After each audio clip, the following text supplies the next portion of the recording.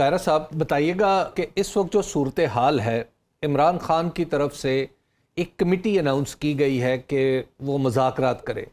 क्या अब मुज़ाकरात का माहौल है? आप समझते हैं कि हुकूमत और इमरान खान के दरमियान किसी न किसी दर्जे में मुज़ाकरात हो सकते हैं, या अब आपकी तरफ से शराइत आयद की जाएंगी? देखिए, शराइत तो नहीं है विक्रम साहब, लेकिन ये जरा गौर कीजिए कि इमरान खान साहब जब से इक़्तिदार में लाए गए थे उस वक्त से लेकर, बल्कि उससे पहले भी और उसके बाद मुसलसल उनका आज तक ये असूल रहा कि मैं किसी से हाथ नहीं मिलाऊंगा, मैं किसी से बात नहीं करूंगा, मैं फला नहीं करूंगा। अब ये रवैया बुनियादी तौर पे बहुत तलखी का बायस बना। ये एक स्टाइल ऑफ पॉलिटिक्स होता है कि आप अपने कारकुनों को, अपने फॉलोअर्स को इतना नफरत के अमल में ले जाते हैं कि आप अपने मुखालफिन के लिए जगह नहीं छोड़ते। आप समझते हैं कि बंदों को, अपने लोगों को इतना तैयार कर दो, इतनी नफरत अंगेजी उनमें भर दो कि अपने मुखालिफ को अब मुल्क दुश्मन साबित करो और उसको दफन कर दो। ये अमल नुकसानदेह हुआ और इसी का शिकार हो के खान साहब जमहूरी रवैयों से दूर होते गए। और उसका नतीजा क्या हुआ कि वो डायलॉग प्रोसेस से, वो किसी तरह की रिकंसिलिएशन से दूर होके उसी को अपना सक्सेस समझते रहे, जो एक फ्लॉ था। अब हमने तो उन्हें बार बार कहा, जब वो हुकूमत में थे तब भी कहा, जब वो हुकूमत में हम आए तब भी कहा, जब खान साहब लड़ाई लड़ रहे थे और फौज को बार बार मुदाखलत की दावत दे रहे थे, उस वक्त भी हमने कहा कि आइए बैठ के मुज़ाकरात करते हैं। जब अदालत ने मुदाखलत की और अदालत से बहुत पहले पीपल्स पार्टी अपने इनिशिएटिव के तौर पे डायलॉग का प्रोसेस शुरू करना चाह रही थी, हमने प्रोसेस शुरू कर दिया था, लेकिन अदालत की इंटरवेंशन के बाद खान साहब के हाथ में एक वीटो पावर आ गई। और वो ये थी कि खान साहब को डिमांड उनकी थी कि अदालत फैसला आया हुआ है 14 मई को इलेक्शन पंजाब में जी, और वो खान साहब को सूट करता था, लिहाजा उन्होंने उसी पे बैठ किया। और अदालत ने उन्हें कहा कि बैठे मुज़ाकरात करें, वो हमारे साथ मुज़ाकरात में बैठ गए। अब होता क्या, लीवर उनके पास ये था कि अगर अदालत ने कहा कि आप मुज़ाकरात कीजिए, अगर आपका इत्तेफाक राय हो गया तो ठीक है, फिर हम अदालत जो है वो डेट आगे बढ़ा देगी, फिर आइन भी नहीं टूटेगा, फिर और कुछ नहीं होगा, अदालत की तौहीन भी नहीं होगी, डेट आगे कर लेंगे। और अगर नहीं हुआ तो फिर 14 मई की डेट है।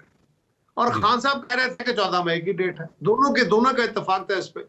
अब मुज़ाकरात में बैठे, हम जीते तो जीत ही नहीं सकते, हम तो जीतने की सिर्फ या कामयाबी की सिर्फ एक सूरत है कि इमरान खान जीत जाए, तो अभी इमरान खान कामयाब हो जाए और हम उनका मुतालबा मान लें। और अगर वो कामयाब नहीं होते और मुज़ाकरात टूट जाते हैं तो फिर भी उनका मुतालबा माना जाता है। अब ऐसी फिजा में मुज़ाकरात फिर भी कामयाब हो गए और फिर तय हो गया कि डेट रह गई थी। अगर वो थर्ड मीटिंग हो जाती, उसमें जुलाई की किसी तारीख का तयन होना था, कोई 10 और 20 के दरमियान किसी तारीख का तयन होना था जिस पे असेंबली डिसॉल्व होती और इलेक्शन होता। अब क्या आप समझते हैं कि अब क्या मुज़ाकरात हो सकते हैं? इस वक्त मुल्क को वो ले गए हैं, अपनी जमात को वो ले गए हैं, और जो उन्होंने हालात क्रिएट कर दिए हैं, अब एक उनको जनरली पब्लिक से अपॉलॉजी करनी चाहिए कि उनके नफरत अमेज इस रवैये की वजह से पाकिस्तान के अंदर एक उनकी गिरफ्तारी को ऐसा अचंभा नहीं था, खुदा न खास्ता कोई उनकी जान के ऊपर अटैक नहीं कर दिया था किसी ने। इस मुल्क के बहुत सारे लोग जायज या नाजायज गिरफ्तार होते रहे, लीडर्स गिरफ्तार होते रहे, उनके क्योंकि पहले तैयारियां थी, उन तैयारियों के नतीजे में लोग बाहर निकल के हमलावर हो गए और सरकारी अमलाक पे और खास तौर पे आज की अमलाक पे हमलावर हुए, जिसकी ट्रेनिंग थी खान साहब ने दी हुई, उनसे हलफ लिए हुए थे। अब खान साहब को चाहिए कि पब्लिक एट लार्ज से एक तो जनरल अपॉलॉजी करें कि उन्होंने उनसे गलती हुई है, और दूसरा जो सजाओं का अमल है या जो इस वक्त केसेस बने हुए हैं, वो केसेस अपनी जगह चलें, उनके लिए किसी एनआरओ का जिक्र ना हो, और मुल्क को आगे बढ़ाने के लिए खान साहब को चाहिए, अगर वाकई वो जज्बे के तहत है नियुक्ति का इकरार कराची में उन्होंने नहीं क्या, अब मुज़ाकराती अमल करना चाहिए, तो फिर खान साहब को के लिए सतह हमवार करनी होगी, जिस तरह माजी में हम कर रहे हैं।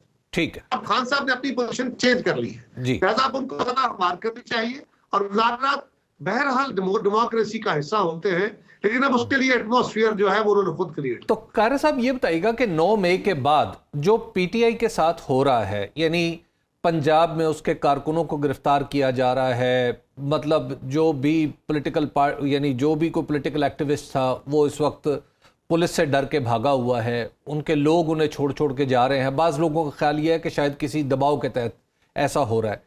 आप क्या समझते हैं कि इतनी बड़ी पॉलिटिकल पार्टी के साथ ये जो सलूक हो रहा है, क्या ये कानूनी और जमहूरी है? गुजारिश यह है कि जमहूरी तो हमारे मुल्क में खुद ही नहीं है, खुद खान साहब का अपना रवैया जमहूरी नहीं है, उनकी स्टाइल ऑफ पॉलिटिक्स जमहूरी नहीं है। नफरतों के ऊपर खड़े होके, सोसाइटी को डिवाइड करके, अपने मुखालिफ को मुल्क दुश्मन साबित करके, उसको सफा हस्ती में से मिटाने के नारे लगा के, ये जमहूरियत होती है? सो खान साहब खुद अपना उनका जमहूरी रवैया नहीं था। लेकिन मुल्क के अंदर हम जो जमहूरी जमाते हैं या क्लेमेंट हैं जमहूरियत की, हमारे यहाँ एक तो जमहूरियत का लेवल वो नहीं है जो वेस्ट में है, और हमारा समाजी रवैया भी वो नहीं है जो वेस्ट का है। हमें इस बात का ख्याल रखते हुए आगे बढ़ना चाहिए। हाँ, जो कुछ हो रहा है वो उनके अपने कर्मों जर्मों का फल है। अच्छा कायरा साहब, तरीके ही अर्नड इट। और मैं समझता हूँ कि इस तरह सियासी बातों को टूटना फूटना नहीं चाहिए।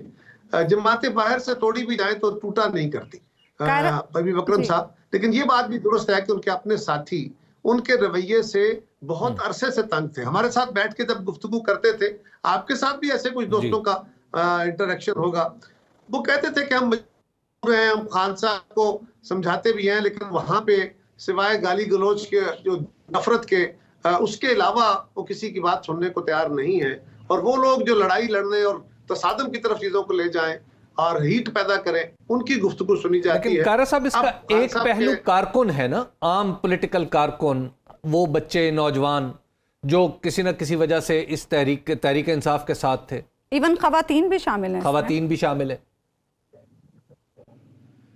जी, बिलाशुबा उन बच्चों को, उन खवातीन को, मर्दों को, सबको जो जो अपने किए पे, मसलन फर्ज करें किसी ने इमरान को नुकसान पहुंचाया है तो उन्होंने जुर्म किया है, भले वो खातून है या मर्द है, इससे हटके किसी खातून को भी जुर्म करने का इख्तियार तो नहीं है ना जी।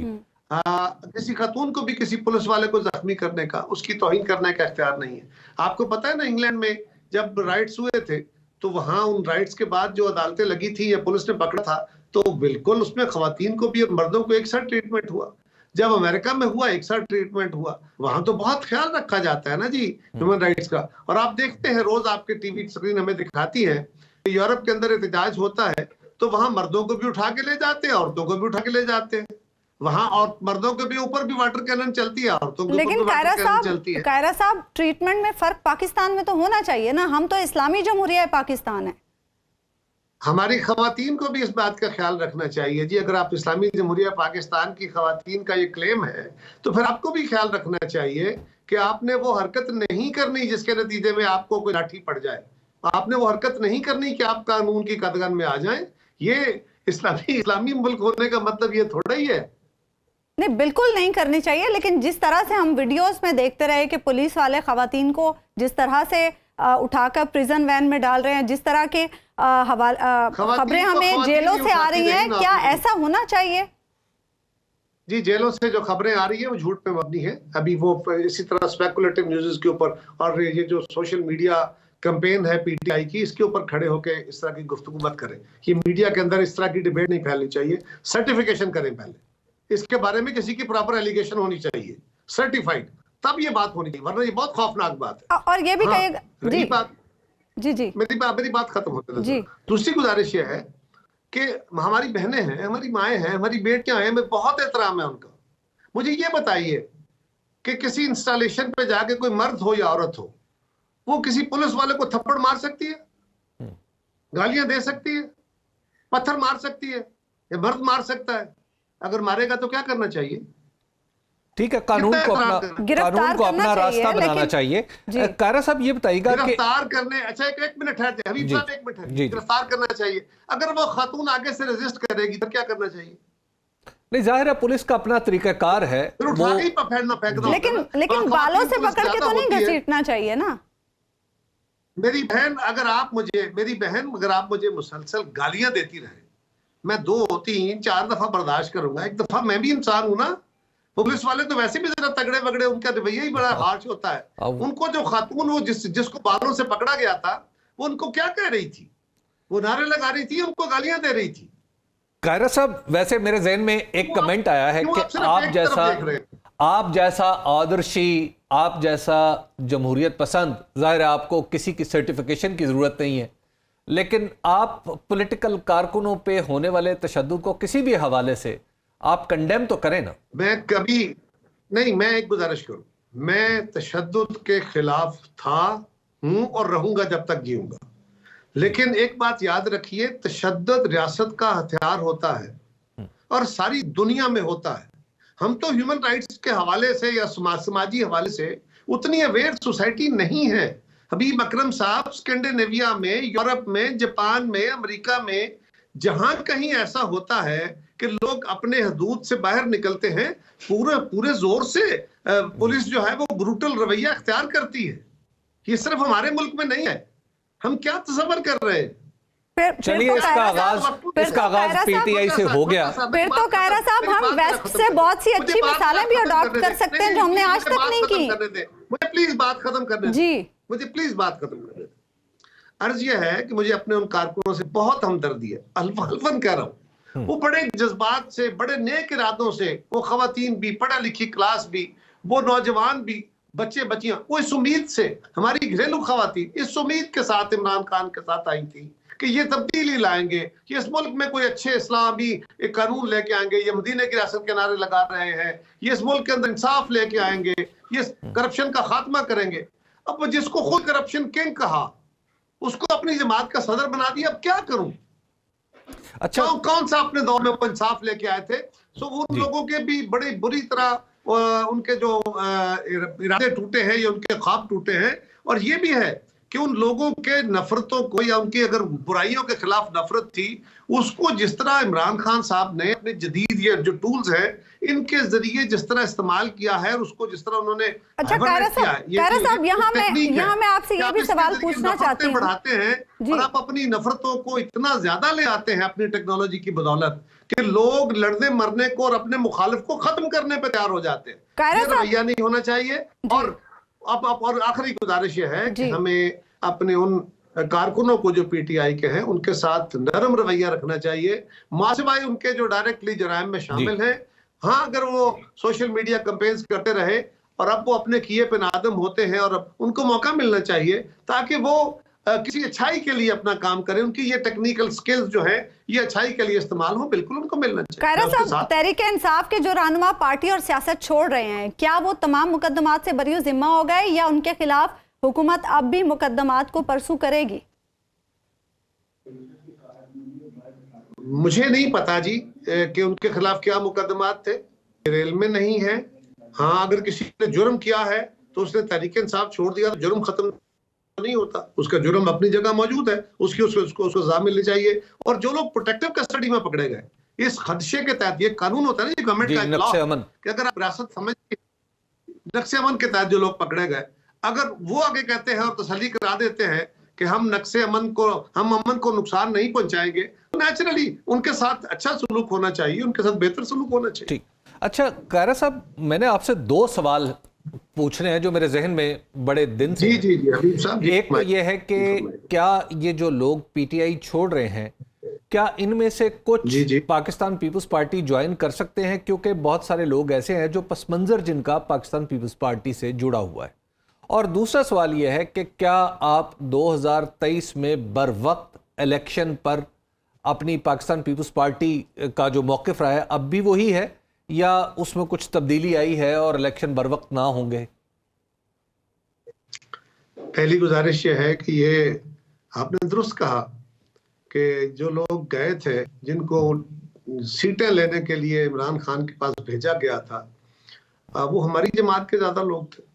2002 में भी आपके इल्म में है हमारी जमात को ही तोड़ के वहां भेजे गए थे पैट्रियट बना के, और अब भी हमारी जमात के ऊपर ही ज्यादा मेहरबानी थी। खान साहब के एक जमाने में तो आप पे भी थी, आपने इनकार कर दिया। नहीं, देखिए वो कोशिश थी, लेकिन मैं अपनी जगह खड़ा रहा, मुझे अल्लाह ताला ने हौसला दिया और मैं अपने फैसले पे कायम रहा लेकिन गुजारिश ये है कि ये जो हमारे यहाँ पॉलिटिक्स है ना हबीब साहब, जी ये अब असूलों के लिए रह नहीं गई। जो बंदा असूलों और नजरिए की सियासत करता है उसको लोग अहमक और बेवकूफ समझते हैं और उसको वोट डालने को भी तैयार नहीं होते, और जो मसालेदार बातें करके लड़ाई ना करे उसको अब मीडिया पे बुलाने को भी तैयार नहीं होते। ये हमारा एक साइकी हो गई है। जी मसला ये है कि अब लोग ना सिर्फ इक़्तिदार के लिए ये कोशिश करते हैं, और इक़्तिदार में जो ख्वाहिश होती है कि मैं पार में रहूं, वो इलेक्शन जीतेंगे तो पार में आएंगे, और अगर इलेक्शन जीतना है और आपकी बात अपोजिशन में आ जाती है तो फिर भी ठहरना मुश्किल हो जाता है। इसलिए लोग पार गेम के साथ रहे।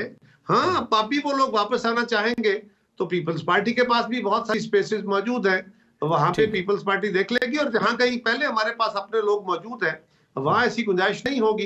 लेकिन इन लोगों ने भी कहीं पॉलिटिक्स तो करनी है ना जी, जो वहां से छोड़ के आ रहे हैं किसी फोरम पे, तो देखते हैं क्या करते हैं। और इलेक्शन और दूसरी बात, आपका सवाल था इलेक्शन, बिल्कुल हमारा मौक़िफ़ अपनी जगह कायम है कि आइन के मुताबिक जो शेड्यूल है उसके तहत इलेक्शन होना चाहिए। तो कार साहब, आइंदा इलेक्शन में पाकिस्तान तहरीक इंसाफ, जो टेक्निकली स्पीकिंग इस वक्त तक भी बड़ी जमात है, 2018 के इलेक्शन में सबसे ज़्यादा सीटें तो उसी ने जीती थी, और उसके साथ इलेक्शन से कुछ पहले ये सलूक होना, तो आप समझ रहे हैं कि वो ये एक लूली लंगड़ी हैसियत में इलेक्शन में आएगी या आपकी बराबरी की सतह पे वो इलेक्शन में आएगी? देखिए, उसके साथ ये सलूक होना अगर तो बिल्कुल बाहर से उसके साथ ज्यादती हो रही है तो फिर तो बड़ी ज्यादती वाली बात है, बिल्कुल नहीं होना चाहिए। और अगर उन्होंने ये सारा कुछ खुद कमाया है, उनके खिलाफ अगर कोई करप्शन केसेस बने हैं और वो गलती में मबनी है तो उनको अदालतों में जाके फेस कर लेना चाहिए, जो खान साहब खुद कहा करते थे। और दूसरा, अगर उन्होंने अपने लोगों को इतनी हिद्दत पैदा कर दी और उनसे हलफ ले लेके उनको तैयार कर करके कि आपने मेरी गिरफ्तारी होगी, ये होगा, मेरी जान को खतरा होगा, आपको निकलना होगा, हकीकी जिहाद करना होगा, जिस तरह तुर्की में लोग निकले थे आपको निकलना होगा, वो किसके खिलाफ कर रहे थे? किसके खिलाफ जिहाद के लिए ट्रेन कर रहे थे? अपने सियासी मुखालफों के लिए नहीं कर रहे थे। लिहाजा अब खान साहब ने जो कुछ खुद कमाया, मैंने पहले कहा, दे आस्क्ड फॉर इट, अब उनके साथ मुनासिब सलूक होना चाहिए अकॉर्डिंग टू लॉ। जो कानून के दायरे में रहते हुए उनके गलतियां हैं उनकी उनको सजावारी होनी चाहिए, और अगर नहीं है तो बिल्कुल उनको इक्वल लेवल प्लेइंग फील्ड मिलनी चाहिए। कारा साहब, चलते चलते जरा गिलगित बल्तिस्तान की हुकूमत का मुस्तकबिल भी बता दें। वहां के लोगों ने फैसला करना है जी, हमारा तो कोई ताल्लुक नहीं है उससे। कश्मीर की गवर्नमेंट के बारे में भी बहुत तबसरे होते थे, हमने तो कुछ नहीं किया, वहां तो उनके लोगों ने अपना फैसला अदालतों ने किया और उसके बाद उनकी जमातों ने किया। उनका आज भी वजीर आजम बैठे हैं जिनको उनकी जमात ने भी वोट दिए हैं, हमने भी दे दिए हैं कि चलो जी इत्तेफाक राय से गवर्नमेंट बन गई है। इसी तरह वहां जो गवर्नमेंट चल रही है, ये ठीक है कि वहां की गवर्नमेंट के रवैये दुरुस्त नहीं है, उन्होंने जमहूरियत के खिलाफ, उन्होंने हुकूमत के खिलाफ जो रवैया अख्तियार किया है वो दुरुस्त नहीं है। चीफ मिनिस्टर साहब, हमने उनको समझाया है, लेकिन हमने उनके रास्ते नहीं रोके, उनके फंड बंद नहीं किए, उनके लिए कुतंगियां पैदा नहीं की। ये उनके अपने लोगों का फैसला है कि वो क्या करना चाहते हैं, मरकज से उसके अंदर कोई मुदाखलत नहीं।